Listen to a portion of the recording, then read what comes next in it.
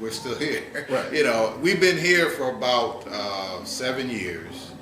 It's you know, moving a cultural agenda ahead in Bridgeport is very difficult. Uh, Not a priority for most of the people that have the money to make it happen. It's not really a priority for them. You know, I'm talking about black folks still, Right. not, you know, social service people, political people, the church obviously does not have a real interest in moving the culture. If it's not church culture, Right. they don't have an interest I in know moving exactly it ahead. what you're saying. So that's, you know, so it's been difficult, but it's been rewarding. I'm having a good time. You know, I'm heavily in debt. You know, I ain't got a dime to my name.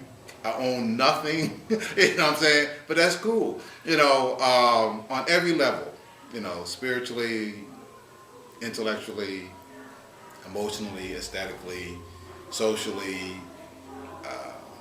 I'm cool. You know, I'm having a good time. I'm living out a lot of my adolescent dreams and visions.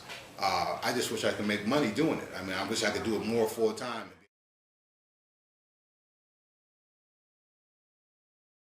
But you know, God is good, man. You know, I don't go to church a lot. I visit occasionally, but I'm a believer. And it took me a long time to get to the fact of accepting that I am a believer.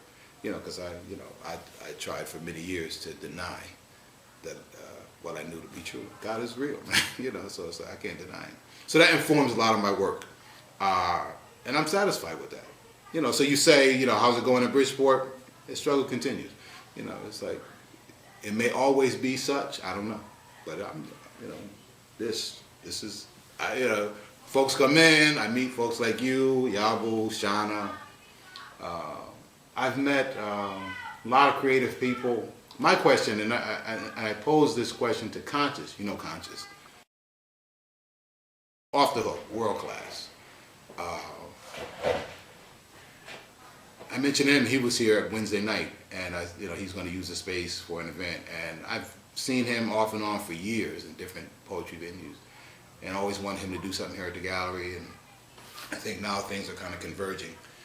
Well, that will happen. But I'm saying, like, you know, my thing in terms of all the power that these poets and other artists have, why the fuck ain't we doing something with it? Like. I'm saying, like, why does Stratford Avenue still look like Stratford Avenue looks? Right. You know, why is Bridgeport still functioning? You know, why are people still struggling in terms of those things that art can have a direct impact and influence on? You know, what's the deal with that? I mean, what? Maybe I'm not, and I'm old. I'm not 55. These are the poets are like 20-something poets, right? So I'm saying, like, well, maybe they're doing stuff. I don't, you know, because they do all the internet stuff like you probably. It's like I'm like. Abacus and quill kind of still right, you know what I'm saying? It's like, so in some ways I think I may be out of touch, but my sense is there's not a lot of community development stuff attached directly to the cultural work. They come here, they do their poems, and then they go party or do whatever they do. They go their 9 to 5 or whatever they do. Right. But it's like there's no real direct connection to our creativity and our sense of community development. Now the contradiction for me is, since this is my time on tape, is I'm innately a solitary individual. You know, I would rather be running Seaside Park by myself or hanging out here in my cave in solitude. That's my preference, but I recognize there's